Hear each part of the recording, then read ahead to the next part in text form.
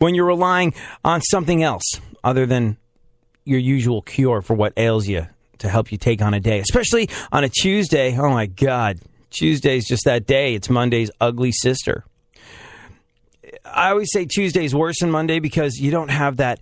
It's not like you gird up your loins and go into battle on a Tuesday the way you do on a Monday. And it's not that moment of triumph that you get on a Wednesday. And it's not that, oh my God, the race to the finish line that is the weekend is on that you get on a Thursday. And it's not that F it, it's Friday feeling you get when you know your boss is checked out early and there's no workplace productivity expectations being placed on you. You can basically drink that company coffee and surf porn on company servers until 5 o'clock on a Friday rolls around. Now, Tuesday's just that day of the week where it all seems interminable, like there's no end in sight. Like, how am I possibly ever going to get through this? The week will never end. So what do you do in those situations on a day where the coffee fails you? Or it's a Tuesday, or even worse, like it is in my particular first world problems. Even worse, like it is in my particular situation, a Tuesday where the coffee fails you. Well, in those particular situations, you got to dig deep. You got to look into yourself. You got to figure out who you are and how that is vital to this world continuing to turn. And maybe that sense of meaning and that sense of purpose will propel you where coffee has failed. I'm giving that a go today. If you're struggling today, why don't you do the same thing? Think about what it is you do. Maybe you stay at home. Maybe you're an integral part of a family. Maybe you have a role in some place of business. Maybe you run some place of business. Maybe people depend on you. Maybe people look to you for instruction. Whatever the case may be, if you are a productive member of our society, chances are, in some way, shape, or form, you are making the world go around in your own little way, in your own little corner of the universe. You are fulfilling a vital role. You are an integral piece of society's puzzle. And you do these things that, especially on a Tuesday where the coffee doesn't work, can make you feel like, oh God, what's the point of anything? Done this all before. It's miserable. It's just an interminable work week and it's all gonna, oh God. And it's easy to get that way on a Tuesday. But when the coffee fails me, I find the best way to potentially overcome that particular feeling, that sense of despair that sinks in when caffeine is not your friend, is to think about who you are, what you do, who you're special to, why you're special to them. What role you fulfill in making the world go around.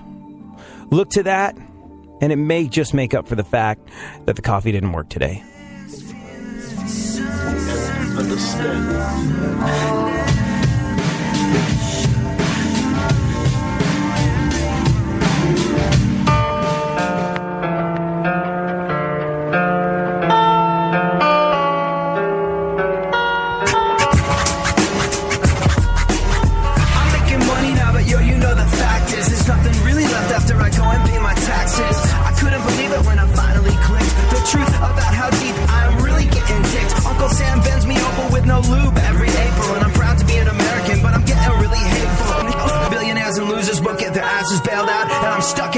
A sucker giving handouts. So helping leech on the welfare line. I'm busting my ass every day for every last damn dime. And nobody in my life has ever handed me nothing. So now I want that all back, and I ain't even bluffing. This is so and I want mine. I want to take it off the leash on the welfare line and off the fat mother that are getting bailed out. You know something, and I want that now. This is so and I want mine. I want to take it off the leash on the welfare line. Yeah, times are hard, but we can all get by. Just think some of you are gonna have to die. I just think some of you are gonna have to die. I just think some of you are gonna have to die.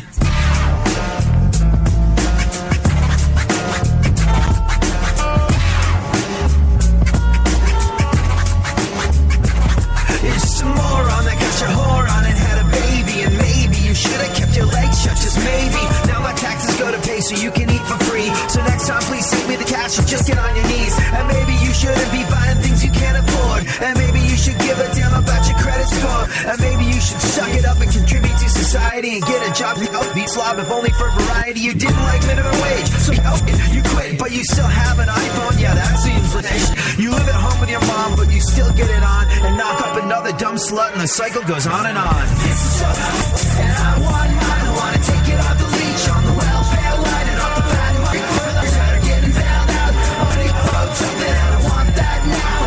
This is so and I want mine. I want to take it off the leash on the welfare line. Yeah, times are hard, but we can all get by. Just think some of you are gonna have to die. I just think some of you are gonna have to die. I just think some of you are gonna have to die.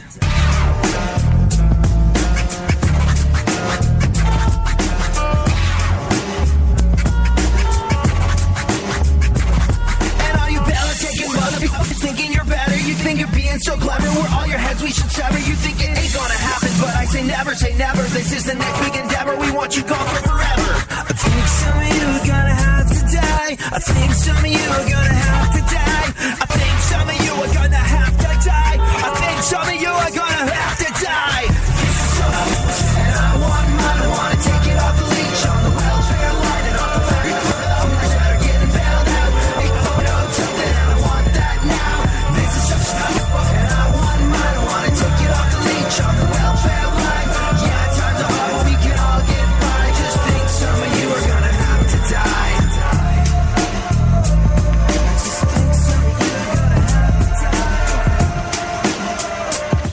to die. iHeartRadio shines the spotlight on Peter Frampton. In 1975, the release of Frampton gave the world a taste of what was to come. The album went to 32 in the U.S. charts and went gold. This was followed up in 1976 with the very successful live album, Frampton Comes Alive, recorded at San Francisco's famed Winterland. The resulting publicity and multi-million-dollar grossing tour made Peter Frampton an international superstar and launched 3 hit singles, Do You Feel Like We Do, Baby I Love Your Way, and Show Me the Way. I want you. Show me the way. Every day I want you. Show me the way. Night and day I want you.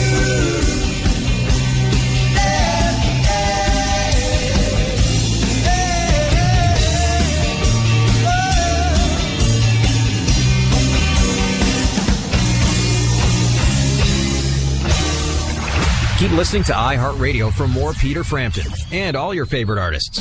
iHeartRadio goes one-on-one with Bob Seger to discuss his favorite process for developing new songs. The way I do it, I sing into an ADAT machine, which has about 40 minutes. I might fill up 2 or 3 of them.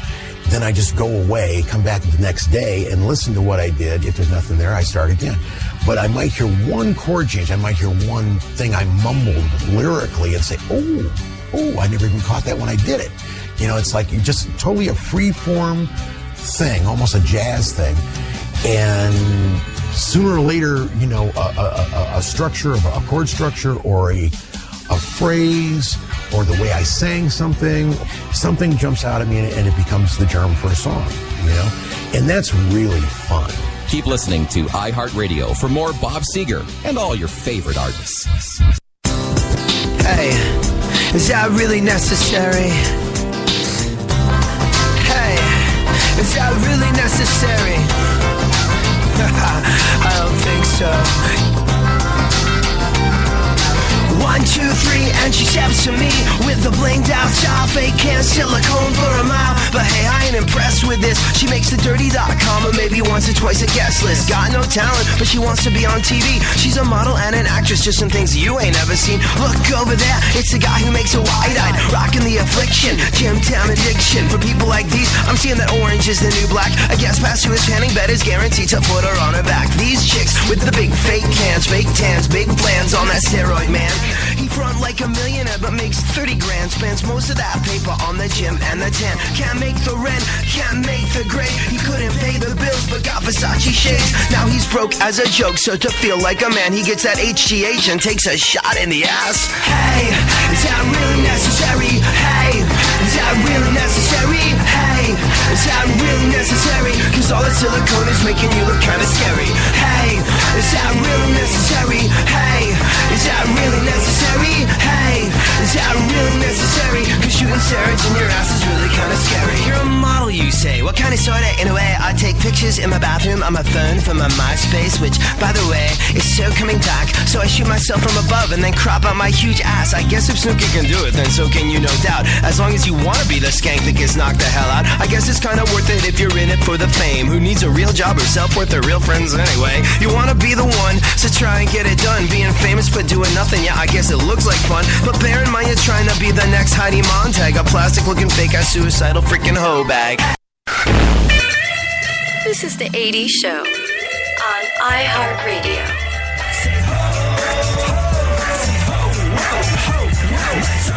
Let's start the show. Come on, let's go. Come on, let's go. Say ho, ho. Say ho, whoa, ho, whoa. Let's start the show. Let's start the show. Let's start the show. Let's start the show. You know, often on this show, by way of a ha-ha or a hee-hee or a joke or a bit of satire, we'll add the tagline, because we tackle the big issues on this show.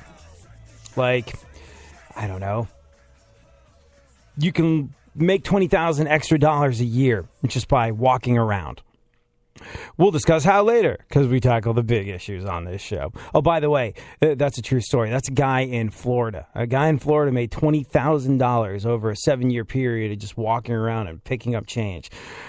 See a penny, pick it up. All day long, you'll have good luck. He did that during his daily walk for I think it was 10 years, made $20,000 in loose change. That's how that gets done.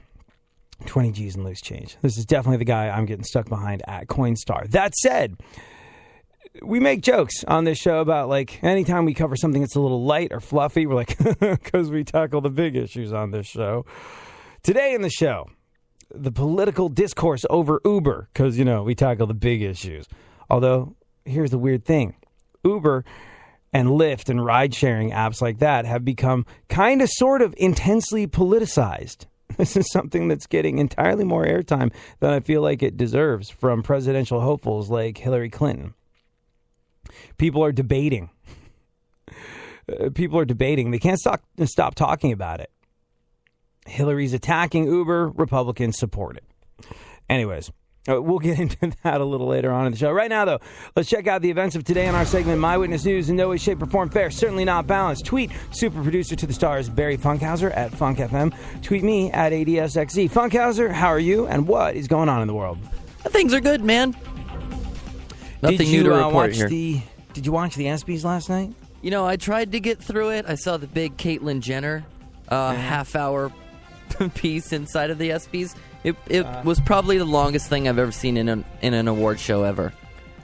But it was the first time they ever broadcasted the ESPYs, I guess. That's because you never saw the time I dropped trout at the Grammys, but go on. But yeah, it was a snooze fest. Snooze fest and a half, man. But I'm not a sports. Right. So, go sports. Sports. Man. I thought it was interesting that it's the ESPY Awards and it was on ABC. Okay. You're not gonna. Okay, fine. Just sure. They got not the problem. They got the replay. Right. Anyways, we'll get into a little bit of the ESPYs and what happened when Caitlyn Jenner got her award. She got the Courage Award, and we'll talk about that a little later, too, as well as Uber becoming overly politicized. What else? The Kennedy Center for the Performing Arts has announced their 2015 honorees, and the list includes Carole King and the Eagles. Carole King and the Eagles. So, go on about your day. Anyone under the age of 55? This doesn't concern you. Go on. You mean bald eagles? Today is Emmy nomination day. Oh, or as anyone with the last name Kardashian knows it, Thursday. Continue. Sinead O'Connor has criticized Rolling Stone magazine for putting Kim Kardashian on the cover. Yeah, she was like, okay, rock and roll is dead. Who would have thought it would have been Rolling Stone that killed it? And she brings up a valid point. But, other things that irritate Sinead O'Connor, sunshine, puppies, and days of the week, and why. She's she's a bit of a malcontent, is Sinead O'Connor. I think she could find something to be irritated with in any situation. There's some people that are like that. I'm not giving her a hard time for being like that. I think Funkhauser, I think you've got it figured out. You're that glass half full guy. Sure. You don't get upset or bent out of shape about anything. I could wake up one morning to have found that I'd grown a set of horse genitalia. I could wake up one morning and find that I've grown horse genitals and had the winning Powerball ticket in my hand, and I still would find something to complain about. Like, it's just a thing. I think it's a state of mind. There's some people that are just malcontent. It doesn't mean you can never be happy, but it means that something's always good. You know what it is? Something's always irritating to me. Do you spend most of your day irritated, Funkhauser? Yeah, until I gave up caring. Right. See? That's you got to throw in the towel in with it. You got to throw the towel in with caring. I guess that's the answer. We should all work on that. Go on. The lead singer of Loverboy recently apologized for working for The Weeknd. Well, I disagree with him. I think Working for the Weeknd is a great song. 5 o'clock, every single radio station across America at one point on a Friday. It's a 5 o'clock whistle. Here we go, everybody. Everybody's working for the weekend. Yeah. If people are apologizing, though, for awful musical creations made decades ago, anything you want to say, Justin Bieber's parents? Care to add anything to the conversation? I think you should. Go on. Check back with them next year. Yeah. Wesley Snipes may appear in a new Blade movie. Right. But only if the shoot doesn't conflict with his busy schedule of refusing to pay taxes. Is he out of jail yet? I don't know. I don't think so. Did he ever even go to jail? I think. Oh yeah. He got the sentence. He was down for his crimes. Not the most gangster of crimes. It was failing to pay taxes on his movie star millions, willful tax evasion. But he did some time in the joint. I wonder what sort of prison they send Wesley Snipes to. Like, because you're an actor, and I don't know anything about prison life, but I would imagine if you have any level of notoriety, people want to take a piece out of you. And also, I mean, this white-collar crime, tax evasion. So don't they make a point of not trying to mix up people that did some naughty financial stuff with people that would shank you in the shower if you look at them the wrong way? Like, isn't there something like that? I hope so. I think it depends on the state where you're at. Well, Wesley Snipes might be making his big comeback in a new Blade movie, which I know he did other stuff back in the day, but that's all I can... Oh, no. He was in White Man Can't Jump. Yes. Another movie I have not seen. Well, it's worth a watch because there is... Does it stand up with time? Does it stand through time? Is it still good?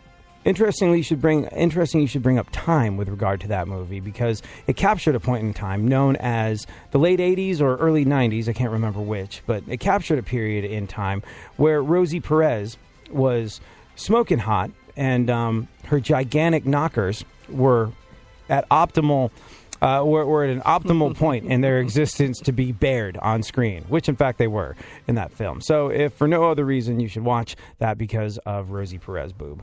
And I know looking at Rosie Perez now, it doesn't necessarily sound like an attractive proposition, but trust me on this, just watch the movie. Okay, don't watch the TV version then, huh? No, absolutely not. Be like watching the TV version of Woman in Red. Wore out the pause button on my parents' VCR with that one. Go on. Ben Affleck recently bought a $65,000 sports car. Oh. Reportedly after being challenged to do the single most cliche thing ever for a middle-aged dude going through a divorce. $65,000. I wonder, $65,000. What sports car can you get for $65,000? Because, somebody that has as much cash as him, that doesn't seem super expensive, does it? A Toyota Tercel. I'm Batman. Let's see. $65,000. Probably a Tesla, I would assume. Maybe. Something like that. If you Google $65,000 sports car, look, Motor Trend has the top 7 quickest 0 to 60 sports cars for under $65,000. Chevy Camaro, Mitsubishi Mitsubishi Lancer. I would laugh my balls off if, in the throes of his midlife crisis and divorce, Ben Affleck bought a Mitsubishi Lancer. Go on. Teens are taking pictures of themselves licking donuts to show solidarity with Ariana Grande. Right. Also to remind us how stupid teenagers are. But go on. Someone is selling a backdoor love toy in the shape of Donald Trump. A backdoor love toy. Yeah, it's a Trump marital aid designed specifically to go in those hard to reach places. Yeah, the Donald Trump backdoor love toy. Kind of hard to take out, though. I mean, Donald can't even get his head out of his own butt. How's he supposed to get it out of yours? Go on. The Trump filed paperwork claiming he's worth $10 billion. Yeah. Meanwhile, his presidential campaign is worth more than twice that to the Democrats. Nevertheless, it has its own value. Go on. A new study shows that your smartphone can tell if you're depressed. Yeah, I heard about this. I wonder how it works. I would imagine the phone uses like a system algorithm that counts the number of cat photos you have. It's easy, though. If your provider is Boost Mobile, you're depressed. Metro PCS, you're doing just fine. You've made poor decisions. Go on. A New York cop was fired for throwing semen on a female coworker. You know, I heard some porn stars talking about this. You did? Where'd you hear that? On Twitter or something? No. I think it was on Howard Stern. And it wasn't this specific instance of the New York cop, but this one girl said she enjoyed the finishing move of the Spider-Man. And that's when like a guy takes it and throws it in your face. But yeah, this New York cop was fired for throwing semen on a female coworker. Once again, proving that age-old adage, a code that I try to live by. Nothing good happens when you bring semen to work. Like if you're thinking of taking some, bear this in mind. Nothing good will come of this, so to speak. Go on. A Florida woman beat up her boyfriend after catching him watching porn. And a related story from here on in. Every time I turn on my laptop, I'm going to be strapping on body armor. Oh, my God. What kind of relationship do you have to have where you get beat up for watching porn? If you found someone that you really, really loved, like that you were all set to, shack up with, and her one stipulation was not that she'd beat the crap out of you, because then you have a whole other set of problems. But if she had the stipulation that I don't like it when you watch porn, you can't watch porn. If she forbid you from watching porn, do you think that could still be a thing that would work? I don't know. I don't think if someone forbid me from watching porn, I don't think I could be with them. Just because, watching porn is great. But, like, the type of person that's insecure enough to be like, no, porn will destroy our relationship or make me feel bad, you got a whole other set of problems there, my friend. Boy, you should talk a bunch, but then I've got a hunch that if I step to you, you'd back right down. Can't see it through your bitch and you're like Kool-Aid. You're just 10% juice. Punk. And I picture my fist smashing through your teeth, and I'd smile to myself as I watch you start to bleed, and I'd watch you hit the floor and kick your head and while you're down, and I'd make it so you'd never show your face when I saw it's about to go down. If you wanna throw down, then you got your showdown here tonight. So come on, put your fists up, or just back the shut in before I jack your face up and do it right.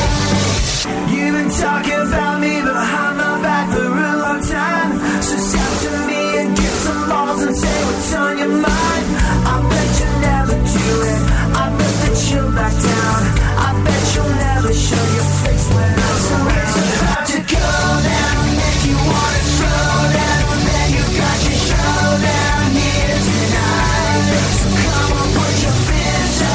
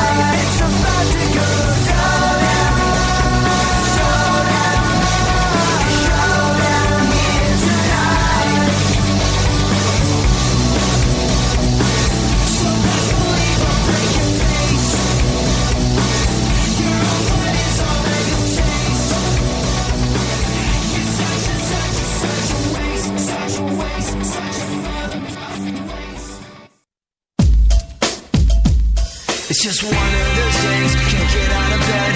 Everything's wrong, can't get right in the head. Too drug for a shrink. The pills ain't no good. They're just not working the way that they should.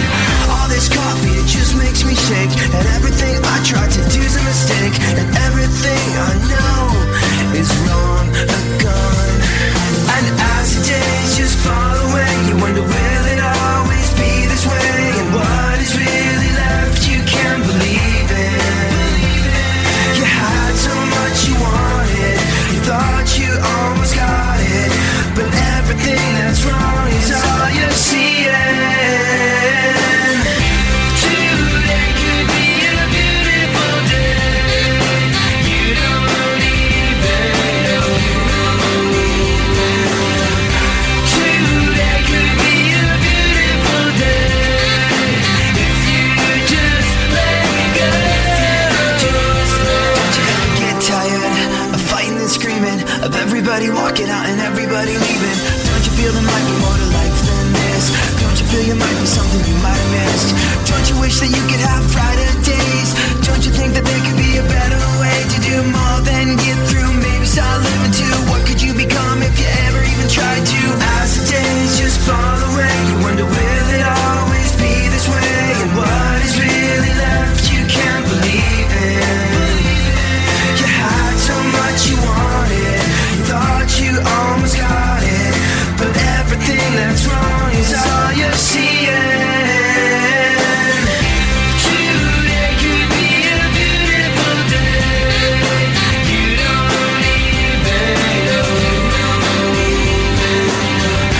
Today could be a beautiful day if you just let go. And everything you wanted, it all just falls away. And everything you worked for, you give up on day by day. And every time you stand up, you seem to get knocked down. Go ahead, favorite the show and enjoy AD on the go. iHeartRadio presents AD. Thank you. If you are joining in the festivities on Twitter, you can tweet me at ADSFC. You can tweet super producer to the stars, Barry Funkhauser at FunkFM. I got a tweet from a longtime listener, many-time tweeter, Roy Shelton, who said he's exposing his wife to me and Funk this morning for the first time. This should be fun. Let's have a look-see. Oh, wow. Let me just tell you, Roy, well done. Entirely too hot for you. Good job. Thank you for giving goofy-looking guys like me and Funkhauser hope. Well played. You must have quite the personality. Good job, Roy. Roy also brought up that we forgot that the Pope annoys Sinead O'Connor as well, and then asked if it was too soon. I wonder how she feels about this Pope. I think famously in the late 80s or early 90s, Sinead O'Connor went on Top of the Pops and took a picture of the Pope out of her bra or something and tore it up on stage, and it was a huge amount of international outrage and all this sort of stuff.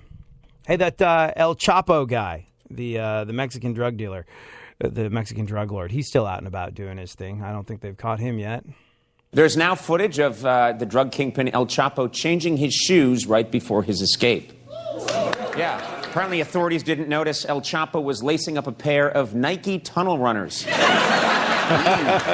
a special brand they have. Yeah. That El Chapo is quite a character. Photos surfaced recently of El Chapo drinking a beer and flying a plane after his escape. Yeah. Drinking a beer and flying a plane.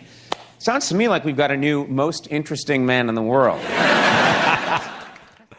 He brings up a valid point. All right, Funkhauser, let's roll through what remains of the news, and then we'll get into the hot-button political issue of the day, Uber. I kid you not. Hillary's feuding, Hill Dog's feuding with Republicans about this. Go on. A company is developing bubble wrap that cannot be popped. Yeah, trust me. People that think you're developing bubble wrap that can't be popped, trust me. UPS will find a way. UPS will definitely find a way, especially when I'm using it to ship glassware. I don't think that's a thing. Go on. Kuwait that little tiny country, is instituting a mandatory DNA test for all its residents. It's mandatory DNA test for all residents of Kuwait. A law that I would imagine was put into place by the country's new president, Maury Povich. You're not the father. Go on. I need glasses. Pennsylvania man was found drunk and naked in a hog barn. Yeah, we talked about this a little bit on the show the other day. This guy was paralytically drunk, out of his mind, naked, in a barn full of hogs. Now, here's the thing. He had a plausible excuse for the whole situation. He was like, I just really like hogs. I'd much rather have, a bunch of beers with in the company of pigs than I would in the company of humans. You understand that? And, I kind of do understand that. Not the whole nuding up part, but I often say I'd rather spend time with my dog than a human being. So there's that. So it sounds vaguely... It sounds like it could hang together in a court of law if he was to use that excuse that he wasn't up to any wrongdoings. But as it turns out, he'd been caught in this hog barn before doing untoward things to the hogs while drunk, and he'd been banned from it. He, as we said on the show yesterday, he got caught because someone squealed, and he's been charged with 2 counts of impersonating a Floridian. Man, we like Florida, though, don't we?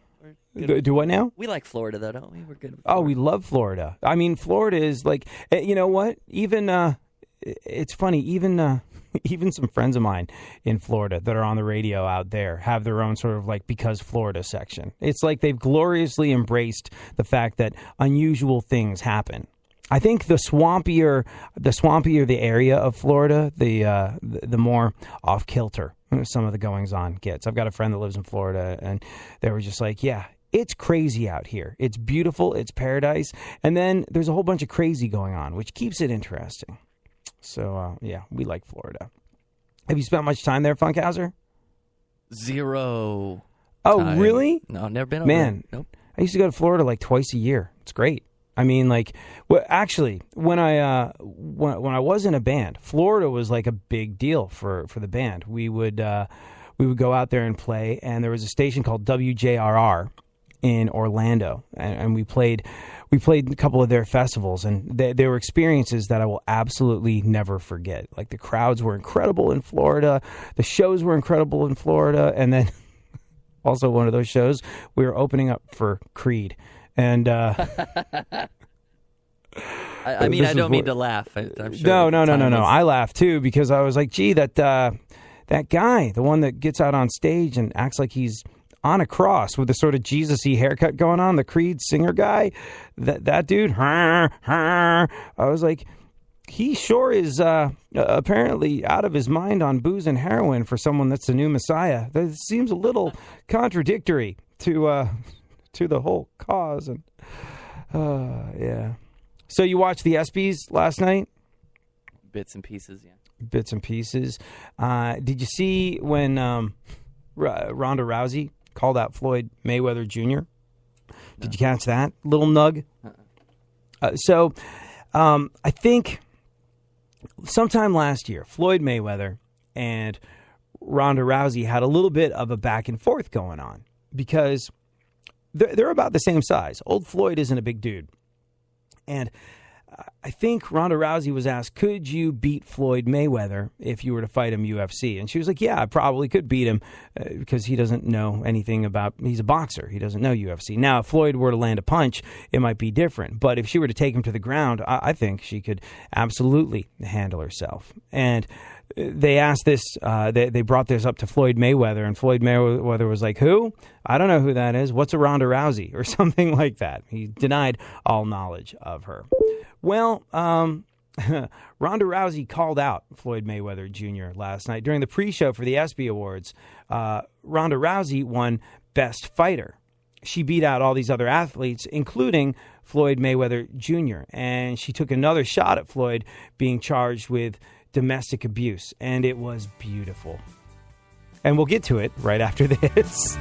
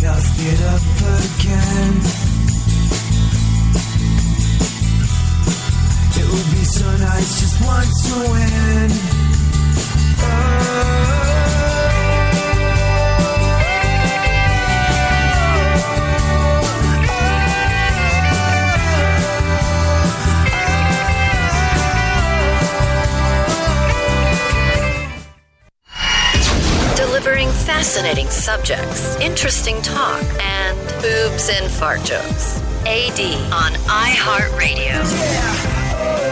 Let's go. Talking that mess, better act like you know. Let's go tonight. Walk away, punk, yeah, bitch. That's right, I know this. You're nothing but a punk, bitch. You're nothing but a punk, bitch. So walk away, yeah. You've been talking about me for a long time. Alrighty then. So, This time last year, thereabouts, Ronda Rousey said that she could... there was a little back and forth between Ronda Rousey and Floyd Mayweather Jr., where Ronda Rousey said, if I was going to fight Floyd Mayweather UFC, and she was asked this question, she didn't bring it up. She said, if I was going to ultimately fight him, I think I could take him. And Floyd Mayweather's response to it was, who's Ronda Rousey? So last night at the ESPY Awards, when Ronda Rousey won the award for Best Fighter, something that Floyd Mayweather was up for as well, she took another shot at Floyd being charged with domestic abuse. I can't help but really say that I wonder how Floyd feels being beat by a woman for once. Wow. I'd like to see her pretend to not know who I am now. Wow. Yep. Like to see how he feels being beaten by a woman for once. Like to see how like to see him pretend he doesn't know who I am now. Sorry, we just started periscoping and it's distracting. I don't know if I can get with this. It's a little unsettling having it going on. You're distracted. In the background. Listen to you on mine. Oh, you're watching me on Periscope? Yes, I am. The delay's driving me crazy. Maybe this was a very bad idea. Funkhauser, if you haven't figured it out yet, is in a different place then. I'm just on the other side of the camera. Yeah. Joel McHale made jokes about Ronda Rousey and Bill Cosby. That was good. And UFC champion Ronda Rousey, who is here tonight, may be the most dominant athlete in all of sports. Ronda's knocked out more women than Bill Cosby. Oh, you know what? I'm sorry, I misspoke. I meant Dr. Bill Cosby. What's the other thing on ABC that's all edgy now? Like, it's surprising. No one can believe it's on ABC. I'm having a hard time. I'm drawing a blank. But ABC's Disney. It's family fun. It's fun for the entire family, or at least in theory it is. And Joel McHale getting on and making date rape jokes about Bill Cosby on a very watched award show on ABC. It makes it seem as though the mouse is lightening up a little bit, doesn't it, Funkhauser? Oh, I don't know. I guess so. I'm watching you on Periscope. So. See, it's distracting. Put the Periscope away, Funkhauser, or our show will go rapidly down the toilet. Oh, God. But yeah, Caitlyn Jenner accepted the Arthur Ashe Courage Award at the ESPYs last night. Talked about young people still coming to terms with their sexuality. She was introduced by U.S. women's soccer star Abby Wambach. And although some of Caitlyn's speech was personal, like when she thanked her mom and her kids and Diane Sawyer, she spent a lot of time speaking on behalf of young people coming to terms with sexual identity. She said, quote, I can see how people are driven to suicide because you don't want to deal with life anymore. I came to a revelation. Out of all the things that I've done in my life, maybe this is my calling, to take my struggle and throw it out in front of the world. Maybe I can bring understanding on this subject. It's time to try my best. And she said, if you want to call me names, make jokes, doubt my intentions, go ahead, because the reality is I can take it.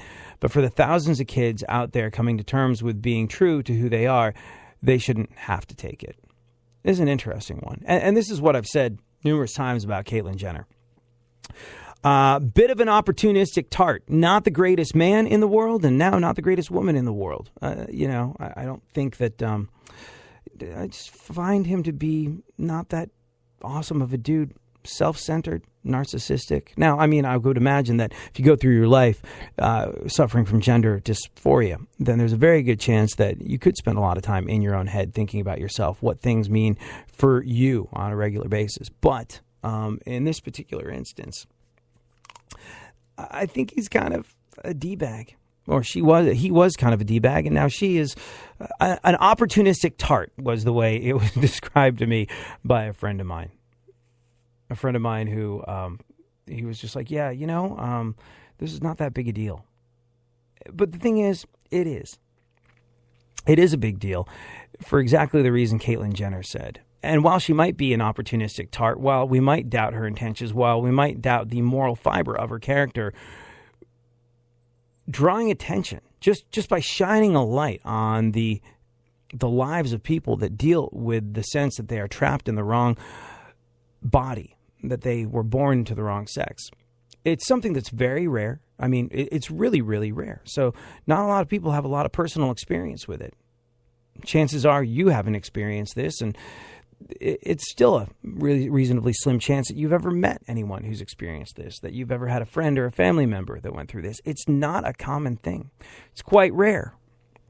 But as we've said many times on this show, if you look at the rate of attempted suicide and you break it out by people's sexuality, straight guy or girl, I think it's something like 4% of us that are straight will attempt suicide at some stage in our lives. Pretty small number. If you're gay, that number jumps up exponentially. If you are transgender, if you are someone that suffers from gender dysphoria, where you feel like you should be in someone's body and you question not only your sexuality but your sex, that number jumps up to a whopping 44%, I think it is. 44% of the people that deal with this have or will attempt suicide at some stage in the game. So just by virtue of the fact that there's some understanding being brought into this situation, maybe that number can be chipped away a little bit. Maybe we can chip away at that number a little bit, and maybe Caitlyn Jenner does have a calling and a purpose in this particular arena. Is she the best, most well-balanced person to be the spokesmodel for transgender, getting a sex change, gender reassignment? No, probably not. But she's the most visible one we have at the moment, and if she can actually do some good, well, that's awesome. It's a lot better than being a coattail rider on a Kardashian reality show. And it has to be a little bit more satisfying for Caitlyn than being a coattail rider on a Kardashian show. Uber's become this big issue. Uber's become an issue in the 2016 election. Candidates can't seem to stop talking about it. Hillary's been attacking the company. Republicans support it. Do you have any thoughts either way, Funkhauser, on Uber? Do you use it regularly? I used it this past weekend. And it was pretty fun. It's a good way to meet people. Your drivers are more conversational than taxi drivers. It's all right, but I mean, it's hard to regulate. That's the scary thing.